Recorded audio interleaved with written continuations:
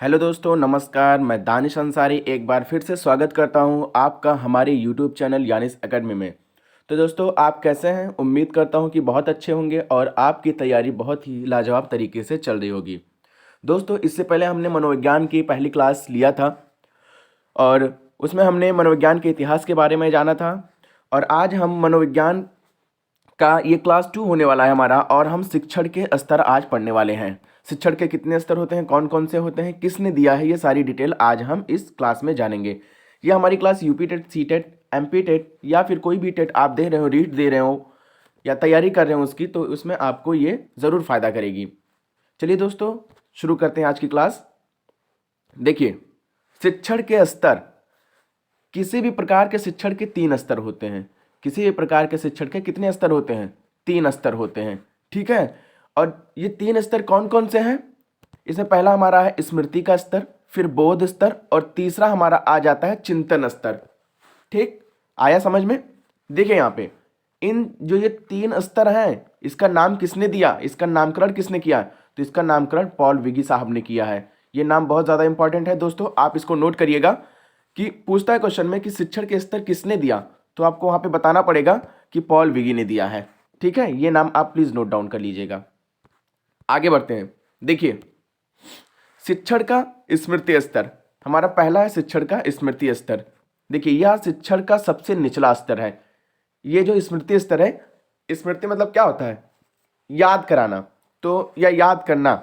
तो ये क्या हो गया? शिक्षण का स्मृति स्तर, ये सबसे छोटी निचली कक्षाओं में इसका प्रयोग करते हैं बच्चों को पढ़ाने के लिए। देखिए, इसमें विद्यार्थियों को ज़्यादातर निचली कक्षाओं में सूचनाएं याद कराई जाती है। जो शिक्षण का स्मृति स्तर है, इसमें क्या होता है? ये ज़्यादा फोकस शिक्षण के स्मृति स्तर में यही है कि याद कराना है। किसी भी चीज़ को बच्चों को याद कराने के लिए इसका प्रयोग किया जाता है। ध्यान में रखेंगे इसको। देखिए, इस स्तर के 5 चरण हैं। सबसे मेन चीज़ यहीं से शुरू हो जाती है आपकी। देखिए, इस स्तर के 5 चरण हैं, और जो स्मृति स्तर का 5 चरण है, ये किसने दिया है? तो उसको हर्बर्ट द्वारा दिया गया है। ठीक है, इसको किसने दिया है? हर्बर्ट ने दिया गया है। इसलिए इसको पंचपदी प्रणाली भी कहते हैं। स्मृति स्तर में कितने चरण हैं? 5 चरण हैं। किसने दिया है? हर्बर्ट ने दिया है। ये किस लिए काम आता है? सूचनाएं याद कराई जाती हैं इसमें। ठीक है, और सबसे मेन चीज देखिए यहाँ पे, एनसीईआरटी की पाठ योजना हर्बर्ट की पंचपदी प्रणाली पर ही बनाया गया है। जो हमारे इंडिया का एनसीईआरटी की पाठ योजना है, वो जो एनसीईआरटी की पाठ योजना बनाई जाती है, वो किसके बनाई गई है, किसको देखकर बनाई गई है? ये एनसीईआरटी की पाठ योजना हर्बर्ट की पंचपदी प्रणाली पर ही बनाया गया है। ठीक है, आगे बढ़ जाते हैं। देखिए, स्मृति स्तर के चरण, 5 चरण दिए थे, ये पांचों यहां पे दिया हुआ है। पहला हमारा होता है तैयारी। सबसे पहले हम तैयारी करवाते हैं पढ़ाने के लिए, फिर उसके बाद प्रस्तुतिकरण, उसकी प्रस्तुत करते हैं, उसको सामने रखते हैं।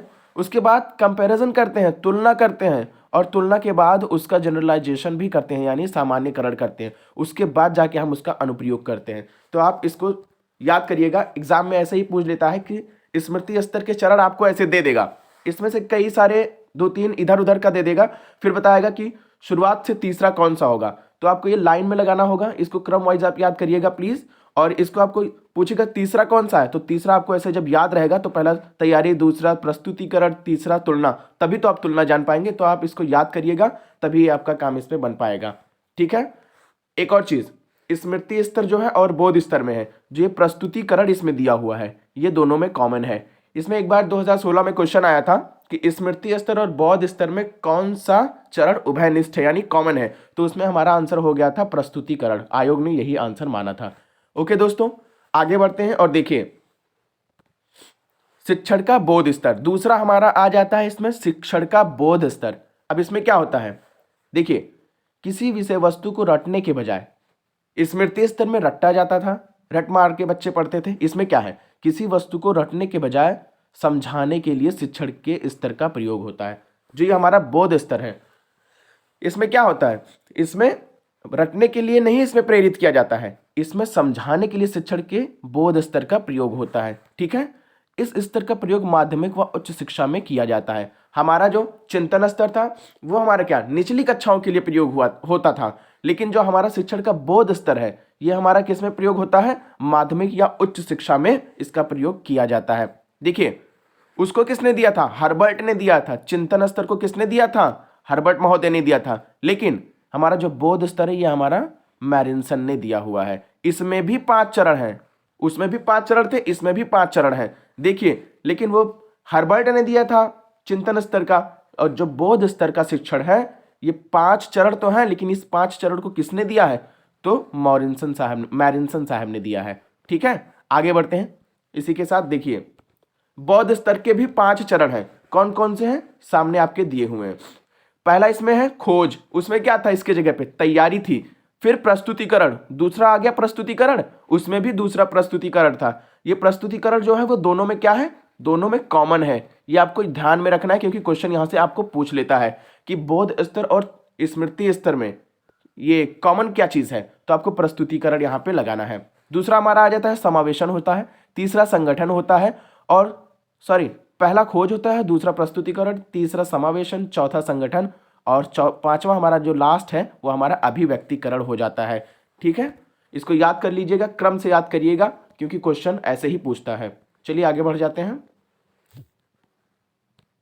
देखिए शिक्षण का चिंतन स्तर, अब हमारा आ गया चिंतन स्तर। हमने क्या पढ़ा, स्मृति स्तर के बारे में पढ़ा, बोध स्तर के बारे में पढ़ा। अब हम पढ़ने जा रहे हैं शिक्षण का चिंतन स्तर।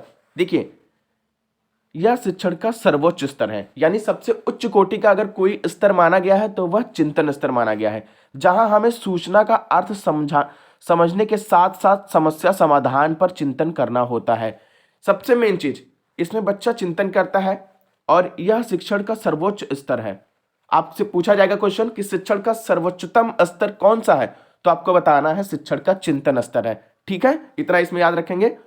और देखिए ये दूसरा चीज है इसमें कि शिक्षण का यह स्तर किसने दिया है, इसको मॉरिस पी हंट ने दिया है। इसमें कितने चरण हैं, इसमें 4 चरण हैं। देखिए उन दोनों में कितने कितने थे, 5-5 चरण थे, और हमारे इसमें कितने हैं, इसमें हमारे 4 चरण हैं। दूसरी चीज शिक्षण का चिंतन स्तर किसने दिया है, तो शिक्षण का चिंतन स्तर मॉरिस पी हंट साहब ने दिया है। एक बार फिर से मैं रिपीट करा दे रहा हूं। देखिए जो स्मृति स्तर था उसको हर्बर्ट ने दिया, बोध स्तर मैरिन्सन ने दिया, चिंतन स्तर मॉरिस पी हंट ने दिया। ठीक है, आगे बढ़ जाते हैं। देखिए चिंतन स्तर के चरण, इनके 4 चरण हैं। कौन कौन से, इसमें सबसे पहले होता है समस्या को पहचानना या प्रस्तुत करना। ठीक, उसके बाद जब समस्या को पहचानेंगे, प्रस्तुत उसको करेंगे यानी पहचान लेंगे, उसके बाद क्या करेंगे, संकल्पना या संभावित समाधान पर विचार करना। उसके बाद उसके बारे में सोचेंगे, विचार करेंगे, अपना तर्कड़ा यहां पे लगाएंगे। उसके बाद क्या करेंगे, समस्या से जुड़े आंकड़े इकट्ठा करना है, यानी जो समस्या से जुड़े आंकड़े हैं कि कहां कहां पे आपको दिक्कत आ रही है वो सारी जानकारी आप इकट्ठा करेंगे, और उसके बाद निष्कर्ष निकालना एवं निष्कर्ष को प्रयोग में लाना। उसके बाद हम समस्या समाधान को करेंगे, समस्या का समाधान करेंगे और यहाँ पे उसका निष्कर्ष निकालेंगे, उसको अपने प्रयोग में लाएंगे। उम्मीद करता हूँ दोस्तों समझ में आया होगा। और इसी के साथ हमारा ये शिक्षण के स्तर, ये छोटी सी क्लास थी, यहाँ पे खत्म होती है। और दोस्तों अगर आपको हमारी वीडियोस पसंद आ रही है तो प्लीज़ आप लाइक करिए, शेयर करिए, कमेंट करिए, आपको जो भी मन करता है इसमें करिए। और हमारे यूट्यूब चैनल यानी अकेडमी को ये आपका खुद का यूट्यूब चैनल है, आप प्लीज़ हमें सपोर्ट करिए और इसको सब्सक्राइब करिए, बाकी लोगों को शेयर करिए। और दोस्तों आप प्लीज़ कमेंट में बताइए कि आपको और किस चीज़ की वीडियोस आपको चाहिए, किस सब्जेक्ट पे चाहिए, हम उसको आपको प्रोवाइड करेंगे। तो दोस्तों आप अपना ख्याल रखिएगा, अच्छे से रहिए, पढ़ाई करिए, मस्त रहिए। जय हिंद दोस्तों।